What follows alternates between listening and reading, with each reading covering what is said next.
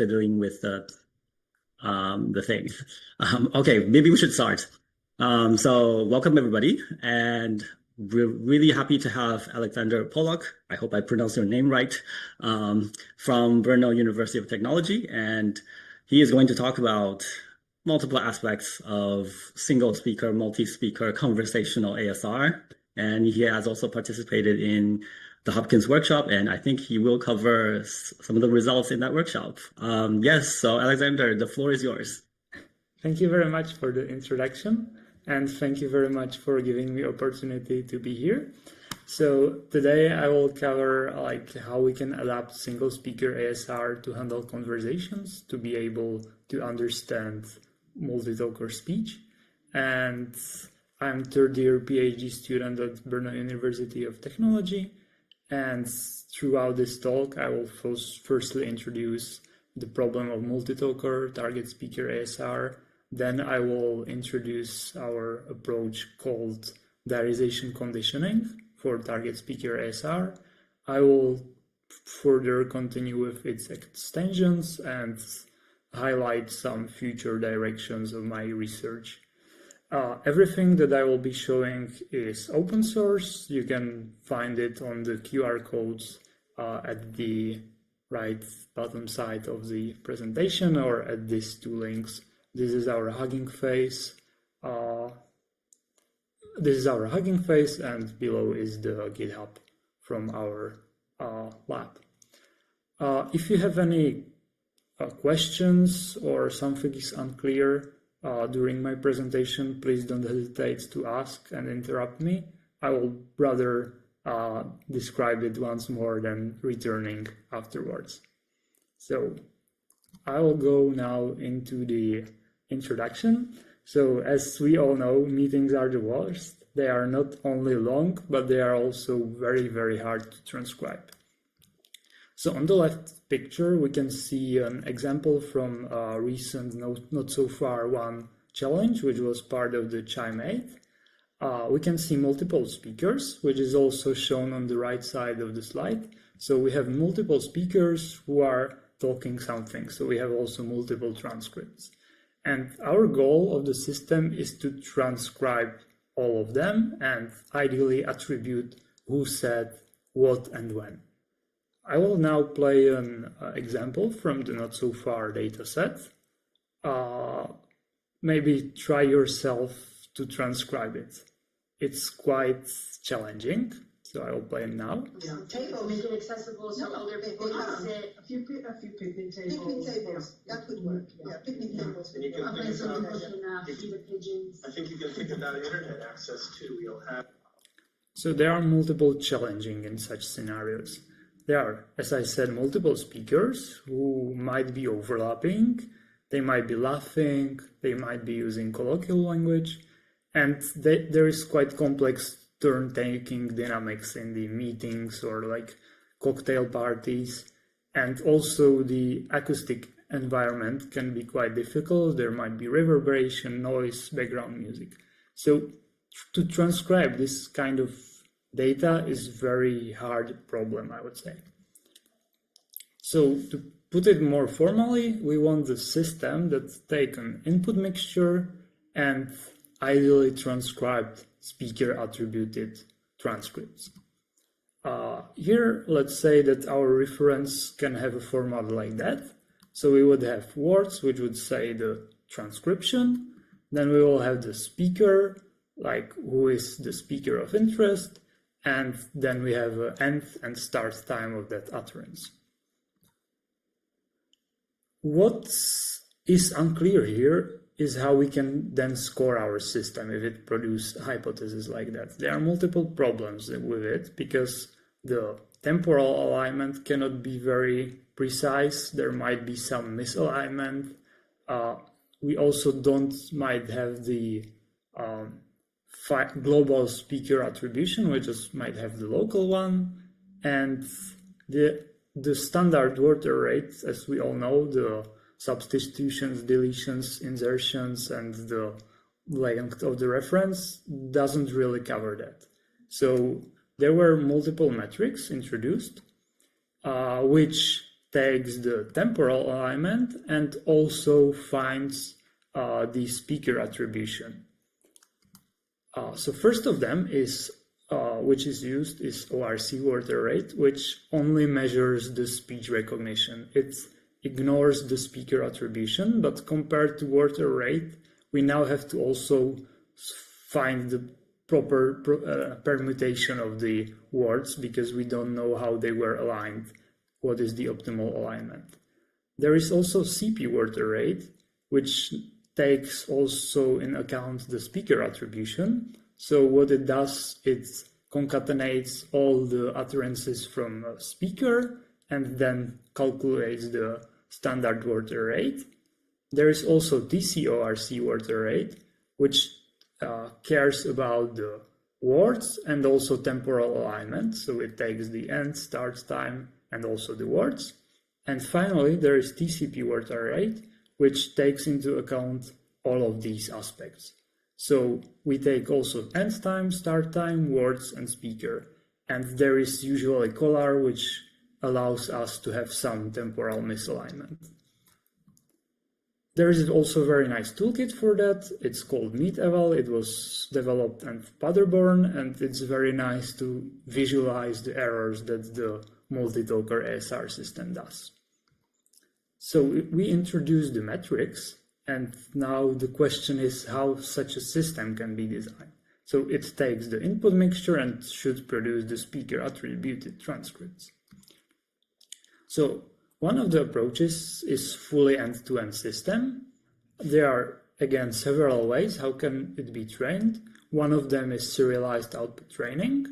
And basically what we are providing as labels for the system to train on are serialized transcriptions of each speaker. So on the right side of the slide, we can see speaker 1 transcript, then speaker 2 transcript, and speaker 3 transcript.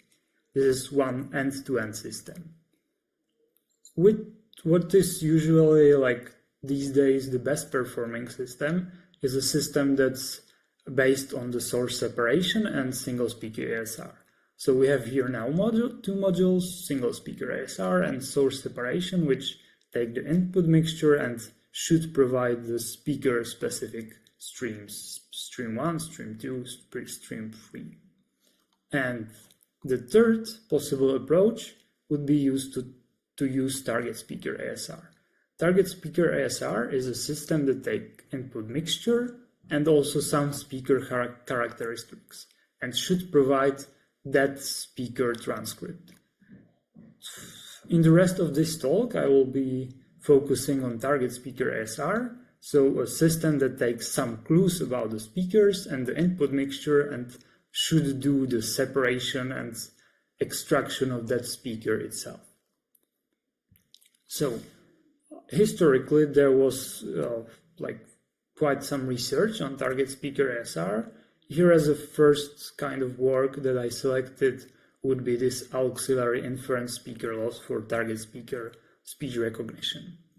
So here we would have input mixture, we would extract I vectors, which are embeddings that should characterize our speaker, and we will have randomly initialized network and train a system to provide the speaker transcripts.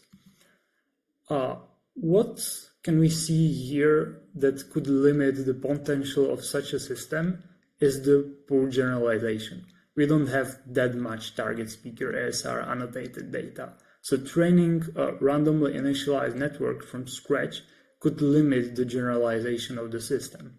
Also, there's a problem with I vectors. In our training data, we would just have some subspace of all possible I vectors that we train our extractor on. So our system would most likely overfit. And that was also demonstrated on, this was at that time the best performance, but we can see that it's something like 70% word rate on synthetic data. But here I would play the examples of how such data looks like. So it's not really that simple, and I would ask you to try also transcribe it in your head to see that basically 17% is very good number on this kind of data. It has even happened that the name for certain diseased conditions of the body arising from such an origin has passed into everyday speech as a synonym for noble or gentle. So we just heard basically two utterances from LibriSpeech that were added to each other, and this was the mixture that the system has to transcribe. We can also hear this example.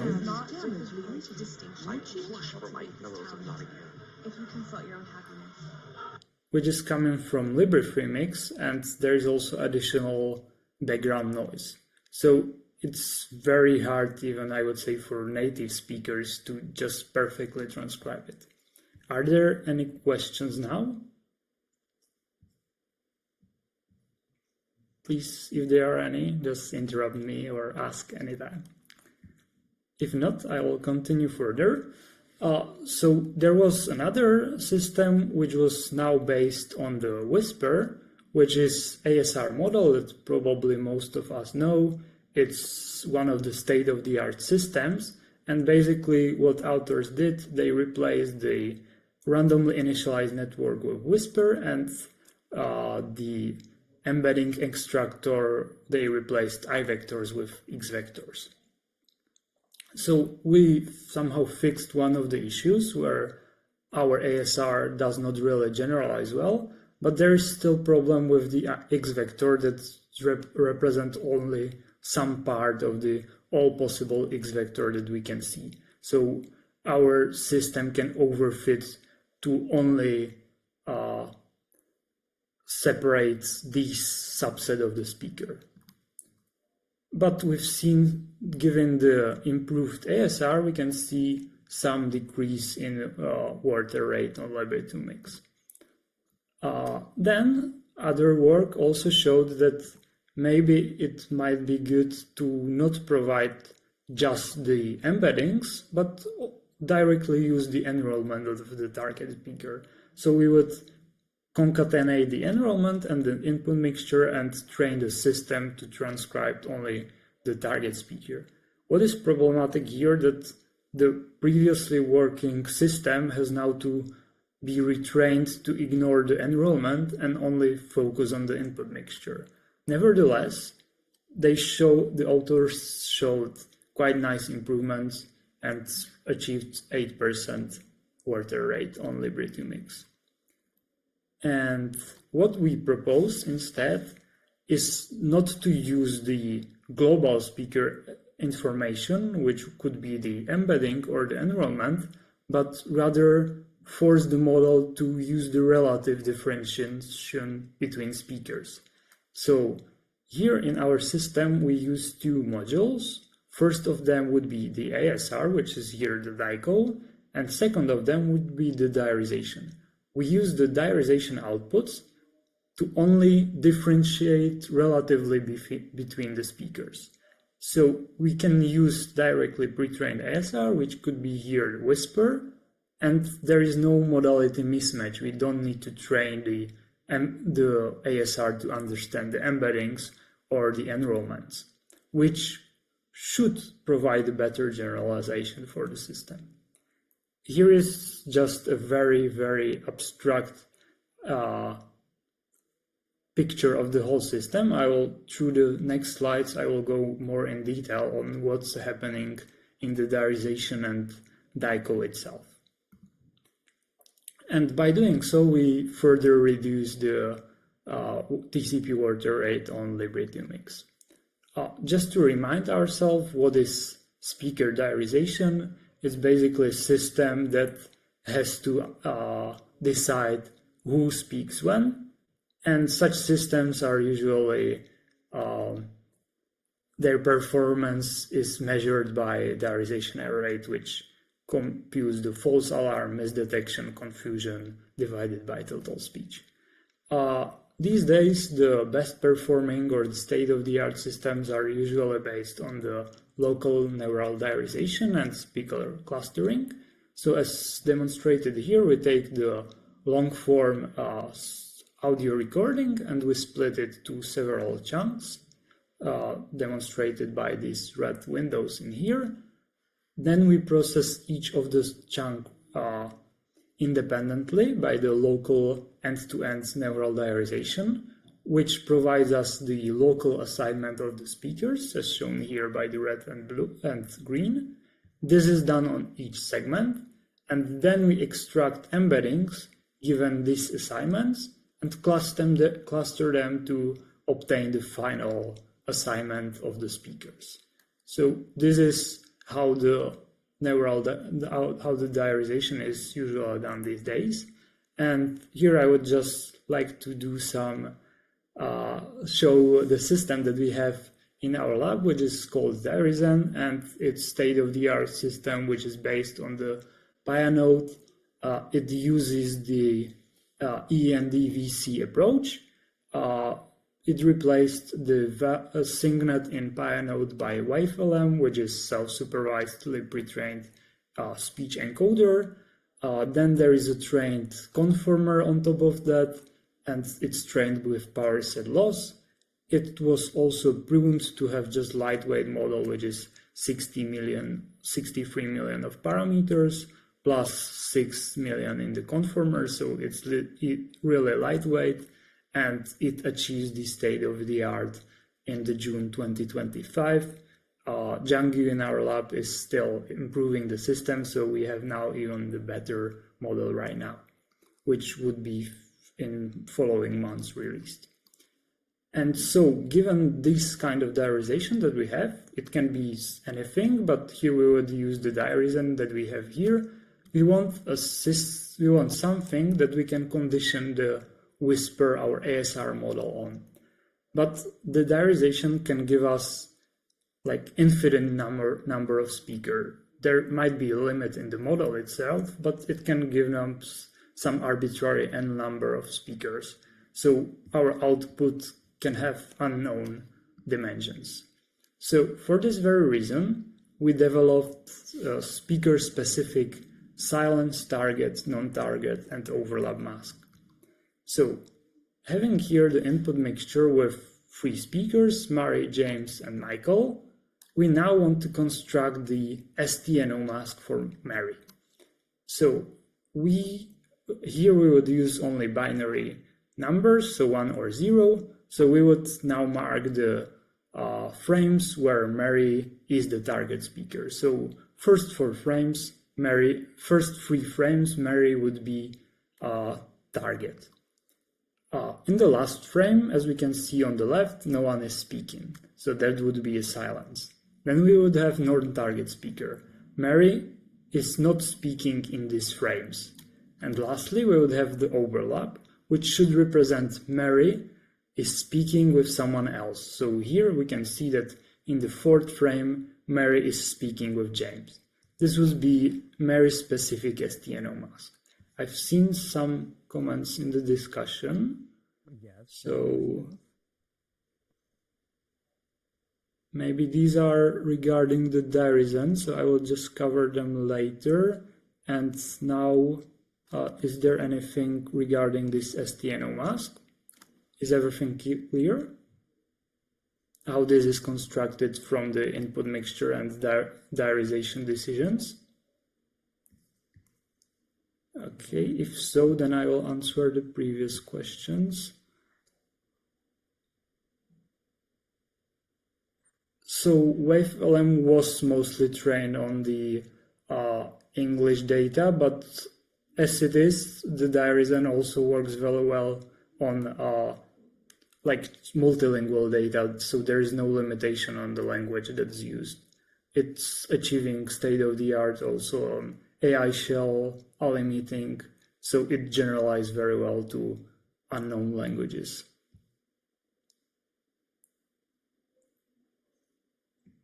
Yeah, you're welcome. And the estimation of the number of speakers from diarization module. So we can have n number of speakers. So if you would want to have some limited mask that has, let's say, 8 speakers, we can have some scenarios where we have more than 8. So we cannot really train model just on 8 speakers. Did that help? Yes, we would repeat this process also for James and Michael. So for each speaker in the input mixture, we will have the speaker-specific mask. Yeah, thank you for the question.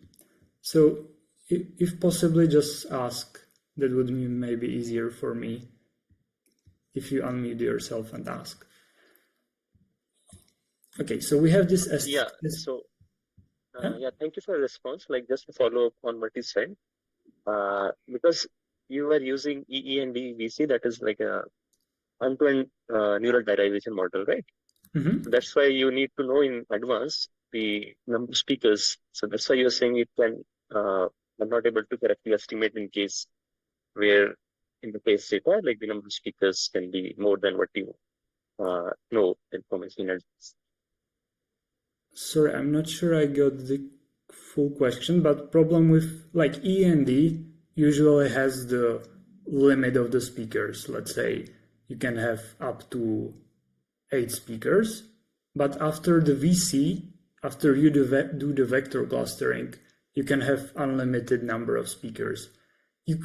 Of course, if you are doing something like agglomerative hierarchical clustering or something, you can limit this number. But in theory, there is no limitation of how many speakers can come from diarization. Okay, I think I am able to understand better. Okay, thank you. Thank you. Okay, so we have this STNO mask, and which is agnostic to the number of speakers in the input mixture and should be specific to each speaker. And so by just having this STNO mask and the whisper, we don't have the final system, which would be using the whisper in here. So on the right side, we can see unrolled whisper, which is encoder-decoder ASR. So we will be now only changing the encoder part. We will keep the decoder as it is. And how we will input this STNO mask information into the encoder is that we will introduce new FDDT layers. These are frame level diarization dependent transformations. This is nothing more than just 4 linear transformations that transform the input sequence, which is here shown by the left, and then use this STNO mask to convexly combine these output embeddings. So if we would here have just the binary mask, we would select corresponding embeddings. So here the purple one, here the red ones, here the yellow ones, green, and this would be our output sequence. But this can be a probabilistic, so then it's convex combination of these 4 independent transformations. But if we would initialize model like that, it would break at the very initialization, which wouldn't really help us to make the model generalize to more domains. So what we propose is that we can initialize these transformations to be identities. So then whatever came to this FDDT module will also be at the very output of the module. So this way, at the very initialization of the training of our model, we don't break anything and everything works as the original whisper. But what we further propose is that we can initialize those matrices with the suppressive initialization, which is here that for the target speaker transformation, we keep it as identity, and also the overlap, we keep it as identity. And for silence frames and non-target frames, we initialize the transformation to suppress this information. So basically we can initialize it with 0 or some values very close to 0. So then the output sequence would only have the frames where the target speaker was speaking. So at the very initialization of the model, we can remove all the non-target speaker frames from the input. And we can believe that if we do it such way, the model can work from the very beginning. And this is basically the proposed diarization-conditioned whisper. We applied or developed this model for the not-so-far challenge, and further on we also started evaluating it on other domains.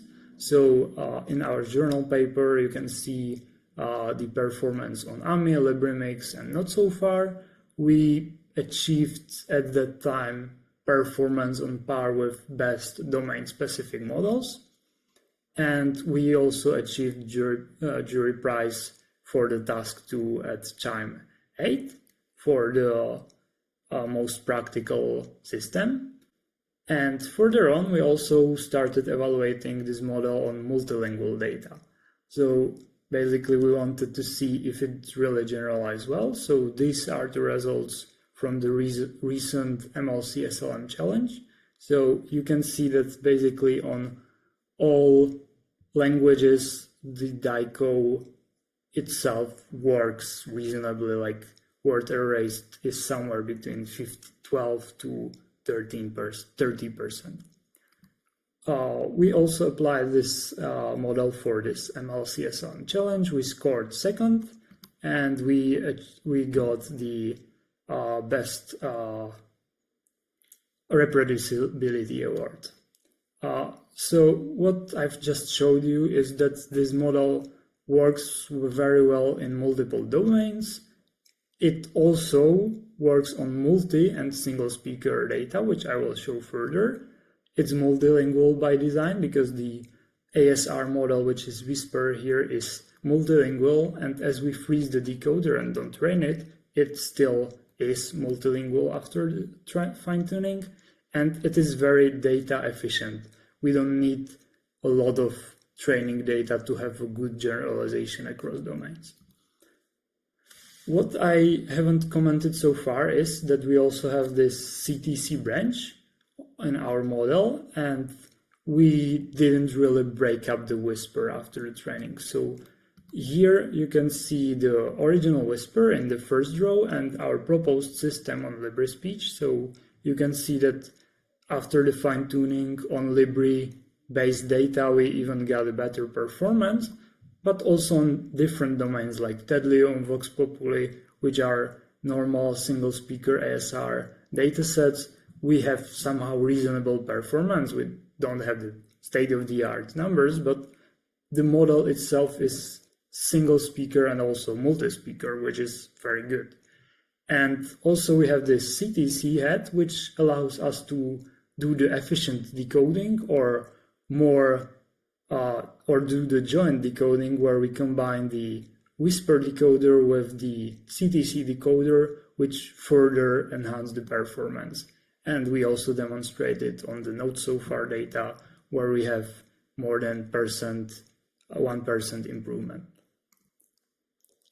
Further in our journal paper, we covered how this FDDT initialization that I showed before influenced the final model.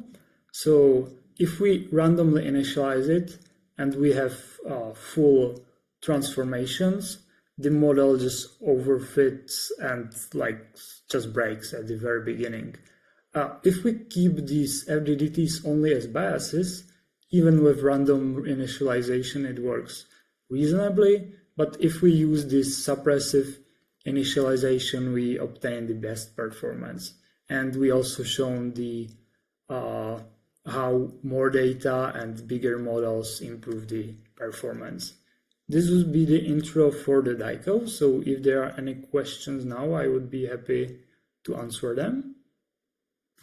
Yeah, I had a quick question on the context length of these models. Is it still the 30 seconds that Whisper uses?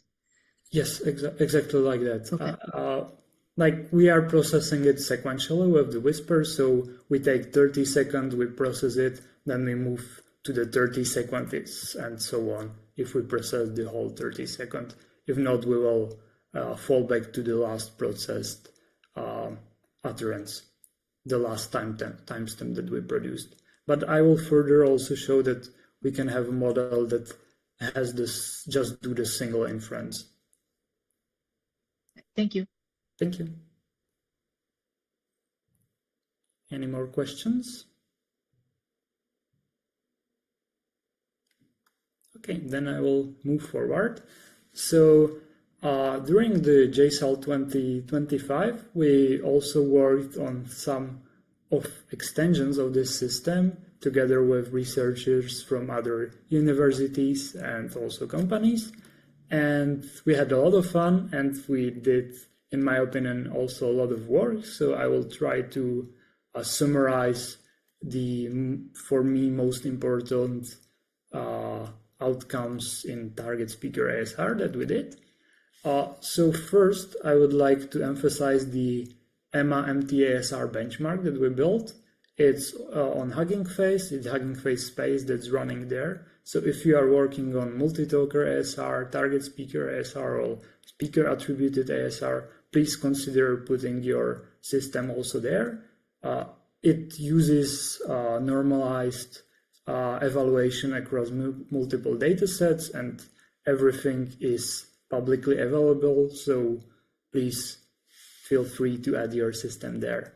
It has multiple conditions with ground to diarization, real diarization, multi-channel audio, or single-channel audio. We also had a very nice tutorial. So if you would like to try this system on your own on Google Colab, here is a tutorial. So in like 1 hour, you can have relatively good model that works on this synthetic Libri mix data that I showed you before. And you can even submit your system to the leaderboard if you would like.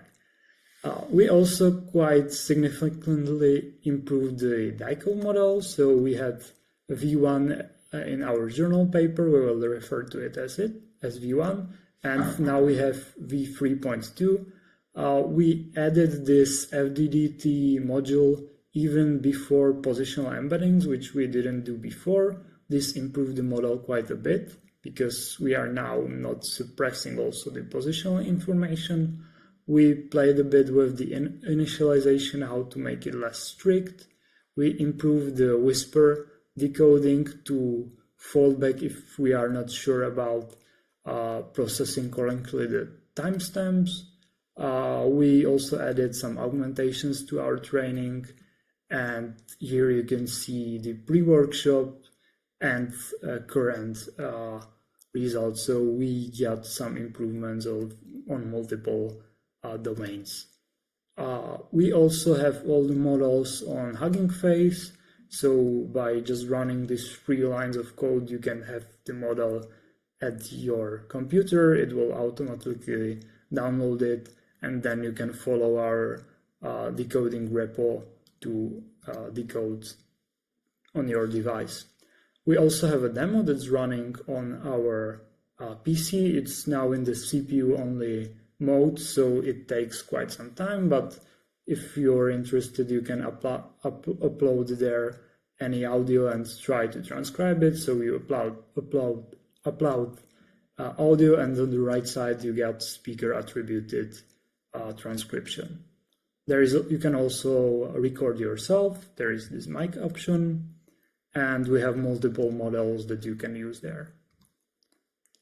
And more technically, what we did, one of the limitations of the DiCoW is also the ambiguity of STNO mask if the speech itself is very overlapping. So here we would have a scenario where we have 3 inputs, 3 waveforms, and we sum them as they are they all start basically at time 0. So then if we would compute the STNO mask, we would see that for Michael and James, we pretty much got the same mask.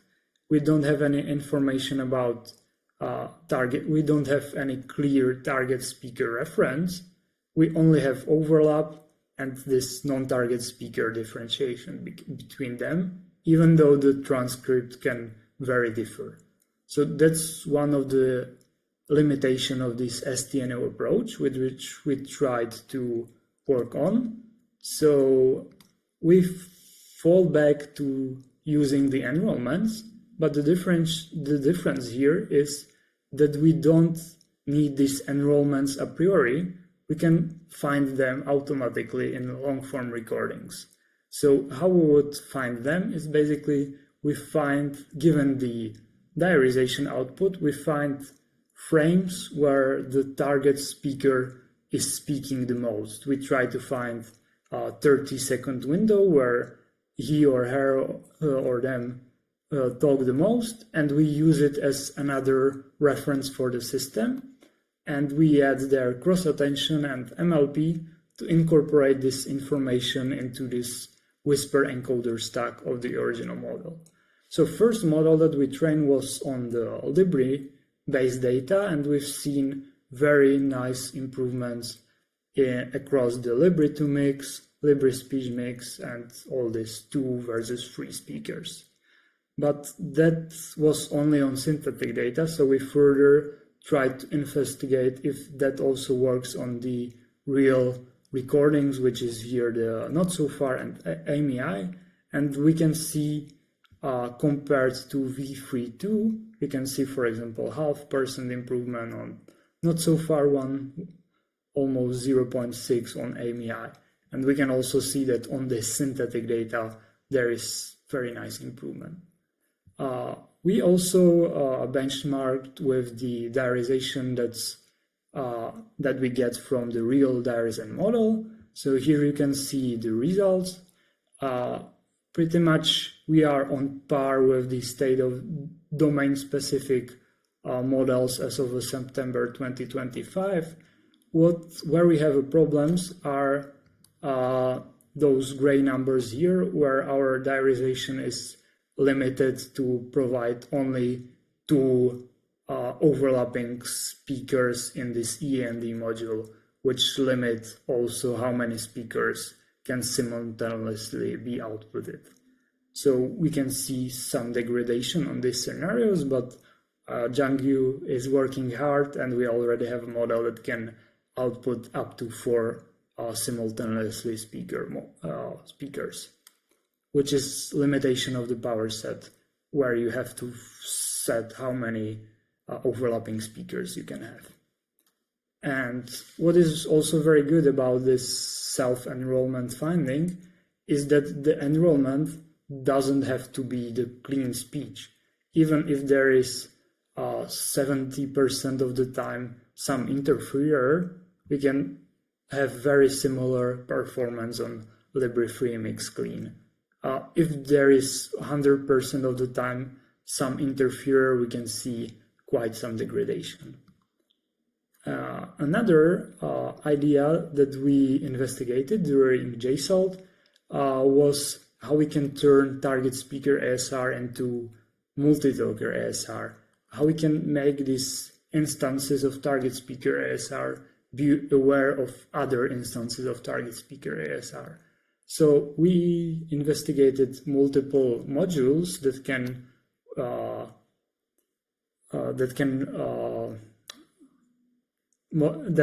model these interactions, and basically we've seen quite nice improvements again on this synthetic data.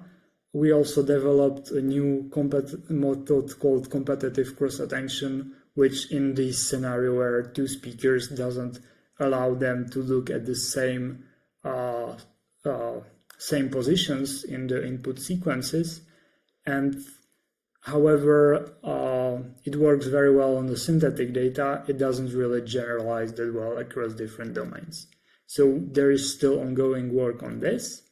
And we also investigated whether these interactions can be modeled not in the encoder, but the decoder itself. So we have another work, which is this SE-DiCoW, where we take the DiCoW encoders, process each speaker, then we concatenate it and train a decoder to provide the serialized output transcription. We also investigated whether we can use different model, not the Whisper, because as you mentioned before, the Whisper itself handles only 30-second, and there is this sequential algorithm which makes it tricky if you want to transcribe meetings which can be up to 1 hour. So we did experiments with NVIDIA Parakit model, which is TDT, which is RNNT itself, and it can infer the whole recording in one pass, which is very nice.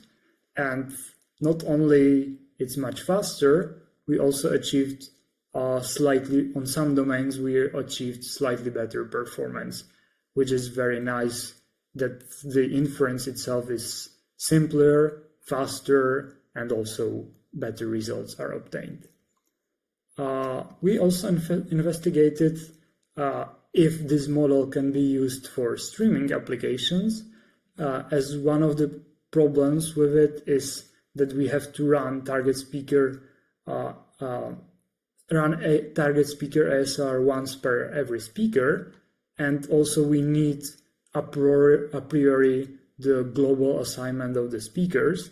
So we use this heuristic speaker assignment, and we train a model with only 2 streams, and we achieved performance pretty much on par with the previous model, while being much faster and also allowing for streaming inference.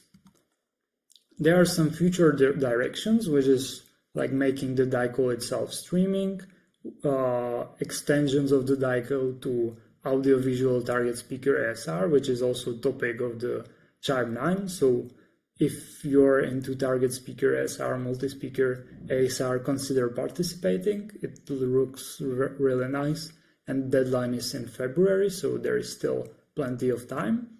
And also we started working on joint fine-tuning of target speaker and ASR and diarization, where we can also postpone the vector clustering from the diarization only after the target speaker ASR inference.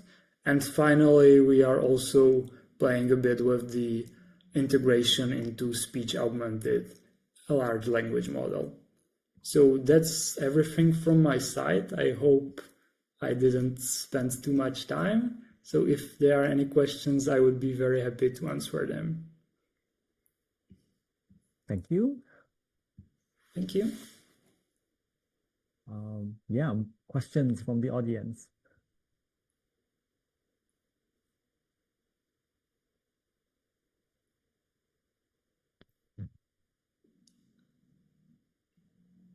Well, if not, I might go first. This might not be exactly the model that you're using. Well, it's not exactly the part that you're proposing, but I'm just curious, how do you relax, the system such that it can identify indefinite number of speakers?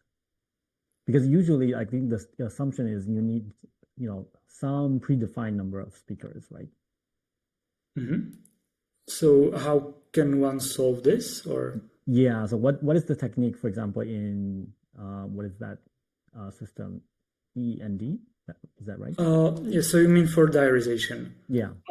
So for diarization, like the END-VC, there is no limitation of the speakers as you run the END, which itself has some limitation, but as it is only run on some short chunk, you believe that there won't be, let's say, more than 5 speakers in 8 seconds. That would be your assumption. And then the vector clustering, if you have good embeddings, the vector clustering should be able to tell you that these are like 18 different speakers on 20. There is no limitation. Also, there might be some algorithm, let's say AHC, which can have some limitations, but in general, there are any. So also the target speaker ASR then doesn't have any limitation on how many speakers it can output. Okay. I'm not sure if I answered your question, or... Well, I guess I'll need to read this more because it feels new to me. I mean, I've seen some methods, but then they're all kind of heuristic-y. But yeah, I'll definitely read more into it. Thank you. I have a question on the data set. I'm not too familiar with the not so far and in general the CHiME datasets. So do they give you all in mono channels, and do you have any insights on whether you can make use of, like, if there's a microphone array, or making use of the different settings, if you have that information? Yeah, thank you. So in this not so far challenge, there were 2 tracks. Basically, first one was SDM, so there was a single distance mic, which had, in fact, that was mic array, and there was a beamforming applied on that device. But there were 2 tracks, one single channel, and the second one was multi-channel. We worked on both of them, and the approach that I was showing, how you can combine different target speaker ASR to a multi-talker ASR, can be also applied to multiple channels. So we had a system like that for the not so far channels challenge. And for the, let's say, this CHiME-9 that I mentioned, there is again single channel track. But for example, for AMI, you have also MDM track, and some of these data sets have like mic array. Some of them have just single channel. Sorry, I will just find, yeah. So this approach can be also applied to multiple channels, and we did it for the not so far channel challenge. So basically, you here apply this target speaker ASR for each channel independently, and then you merge the information on the layers of your encoder to incorporate like information from different mic. Right, thank you. And was that an easier problem if you have multiple? Like, definitely numbers were much better because you can also do the source separation much easily, or you can do the source separation from multiple mics. You can do beamforming, and there, I think, if I'm not mistaken, on the single track there were numbers like 13, and on the multi-channel track there were TCPs best were like 13, and on the multi-channel single channel it was around 21. So it's easier problem, yeah. Yeah, thank you. Thank you. There's a question in the chat about data efficiency.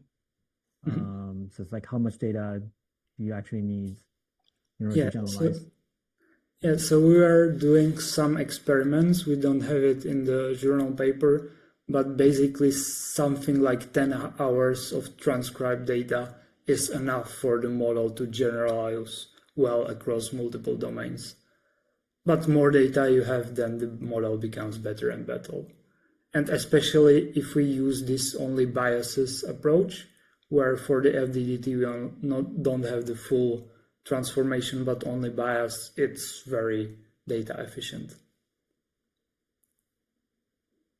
And thank you. And I think even like with 1 hour you have some reasonable model, but not like TCP word rate around 20, but more like 40, 30.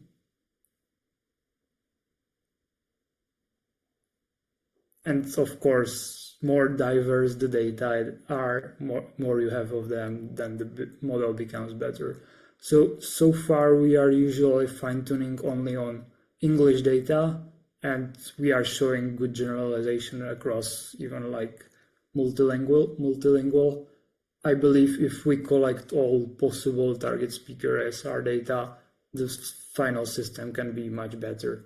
And also the simulation of the data can help a bit for the final model to become better.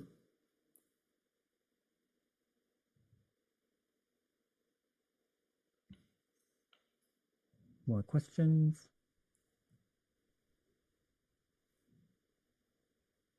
I probably missed this. So when you train the FDDT, do you actually fine-tune the other weights as well in Whisper?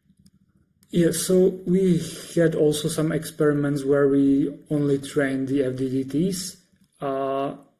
we probably don't have it here, but we train the whole encoder itself, but we have also strategy where we train for one epoch only the FDDTs and then fine-tune the whole model afterwards, which seems to be the best approach. Yeah, I mean, it would be great if you just need to fine tune. Well, if you just need to train the FDDT, but apparently, yeah, like it's again, it's giving like something like 28 TCP word array, so it works if you only train those FDDTs. And also, we were working on fine tuning also the decoder or just having their LoRa, and it seems for now that training only the encoder and freezing the decoder works the best. Right, and I suppose those fine-tuned weights are primarily fixing, let's say, the artifacts due to, let's say, that diarization error or, masking with silence, that type of thing. Yeah, basically, yes. Because if you now put there, let's say, hard zeros into the embeddings, it's something that Whisper haven't seen before. Yeah. Mm-hmm.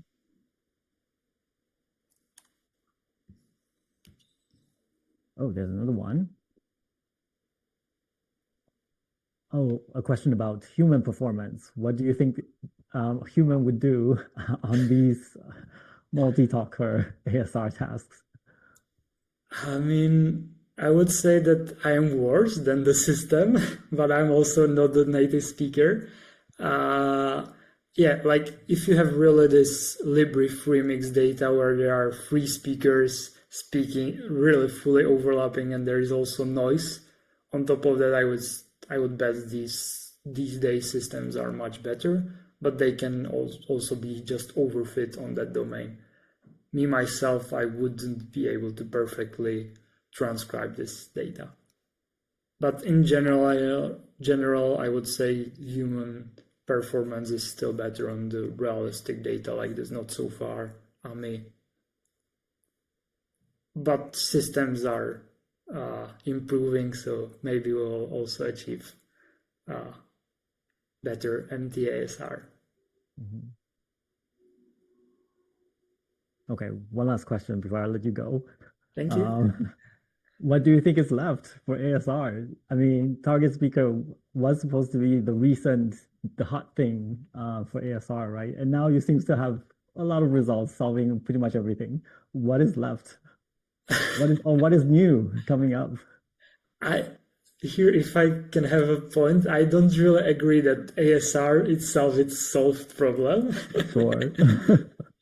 Also, like the target speaker ASR, I think even though we see here like 20s, 30s, still like 1/5 of that is incorrect. So I would say there is still like a lot of room for improvement.